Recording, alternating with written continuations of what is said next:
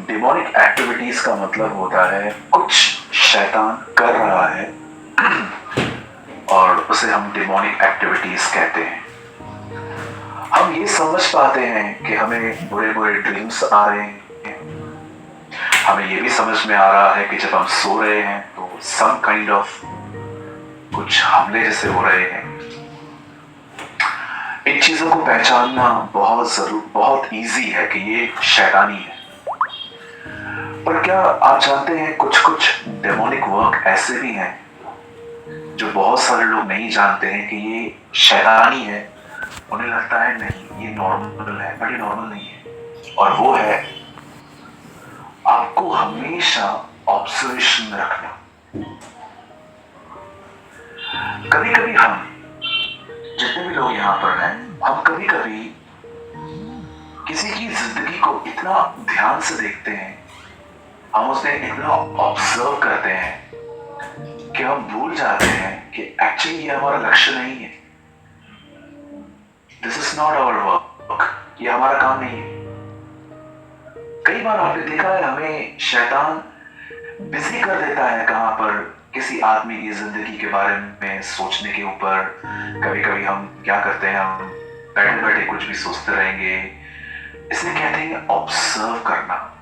और मैं एक बात जानता हूं, प्रभु हमें डिसर्न करने के लिए कहता है, ऑब्जर्व करने के लिए नहीं। एक होते हैं ऑब्जर्व करने वाले, होल डे किसी और बात में ध्यान है, किसी और बात की तरफ देख रहे हैं। मैं जानता हूं अभी भी आप में से कुछ लोग सोचते होंगे ना, ये शैतानी नहीं है, इट्स 100% डिमोनिक, 100%।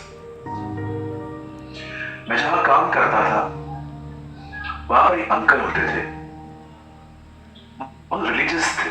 रिलीजियस का मतलब अपने धर्म के बड़े पक्के होते थे।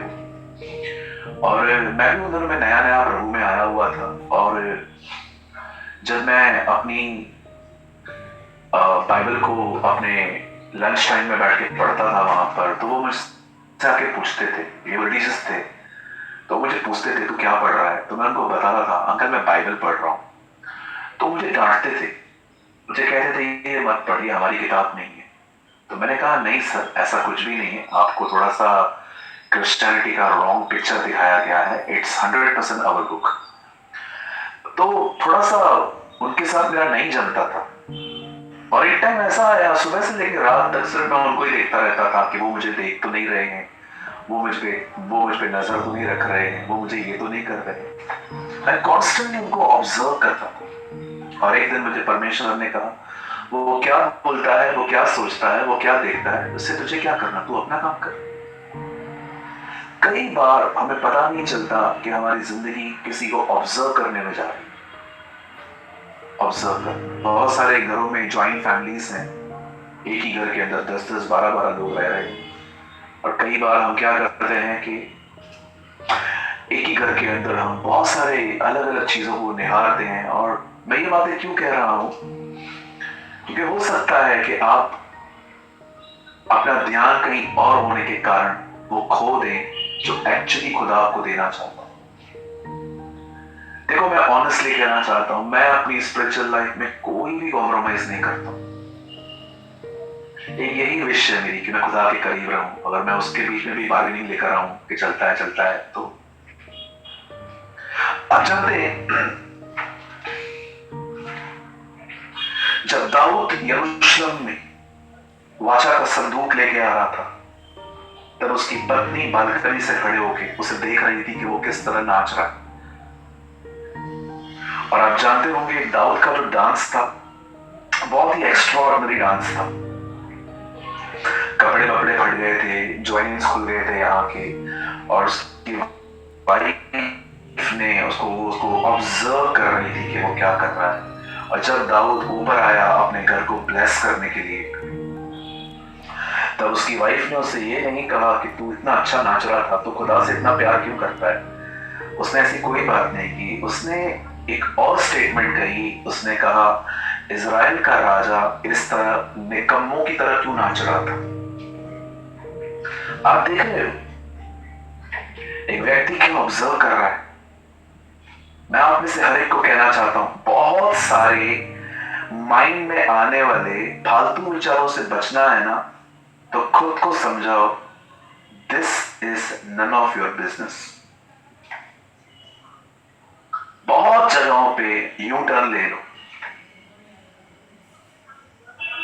इससे पहले कि आप खुदा को सुनना सीखो, इससे पहले क्या नहीं सुनना है वो सीखो। इससे पहले कि कुछ लर्न करो, उससे पहले प्रभु से पूछो क्या है जो अनलर्न करना है। इससे पहले कि वो हमें सिखाए प्रार्थना कैसे करनी है, उसने हमें सिखाया प्रार्थना कैसे नहीं करनी है।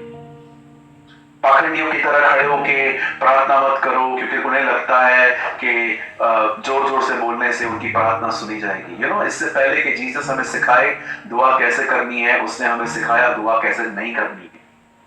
इससे पहले कि वो आपको सिखाए कि फास्टिंग कैसे करनी है, उससे पहले उसने आपको सिखाया फास्टिंग कैसे नहीं करनी है। अगर तुम उपवास कर रहे हो तो तेल मलो, उदासी मुंह पे न छाई रहे। इससे पहले कि वो तुम्हें सिखाए कि दान कैसे करना है, उससे पहले उसने सिखाया दान कैसे नहीं करना। तुरई मत बजवाओ, कहीं ऐसा ना हो सबको पता चले। बहुत सारी चीजें लर्न करने से पहले अनलर्न करनी चाहिए। मैं अपने से हर एक को रिक्वेस्ट करता हूं, प्लीज अगर आप इन दिनों में ऑब्जर्वेशन मोड पे हैं, अगर आप आपके मोबाइल के अंदर फ्लाइट मोड, वाइब्रेट मोड ये सब रहता है, अगर आप ऑब्जर्वेशन मोड पर हैं तो प्लीज आप वहां से बाहर निकलो and live in the presence of God. खुदा की हुजूरी में जियो। चलो हो सकता है कोई आपके जिंदगी में प्यारा अजीज खुदा में सो गया, चला गया। अब जो जिंदा है उनको देखो, आप उसके बारे में सोच के कुछ भी नहीं कर सकते।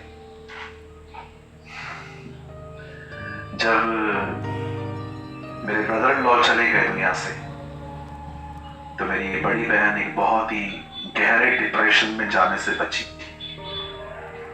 ऐसा नहीं था कि वो निराश नहीं थी, कई महीनों तक वो बात नहीं करती थी ठीक से, हमारे घर पे शांत रहती थी, लेकिन हमेशा हमने उसे उत्साहित किया कि अनिल चला गया है बट साहिल तेरे साथ है बेबी,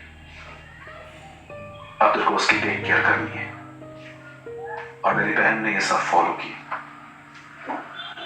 मैं जानता हूं कुछ चीजें ऐसी होती हैं जिसमें हम कई महीनों तक डूबे हुए रहते हैं, पर ट्रस्ट मी, कल भी आपको बाहर आना पड़ेगा। इट्स बेटर कि आप आज बाहर हो, और जो जिंदा है उनको देखो। मैं सिर्फ थियरी नहीं बता रहा हूं, मैं उस दर्द को जानता हूं जहां से आप गुजर रहे हो। बिल्कुल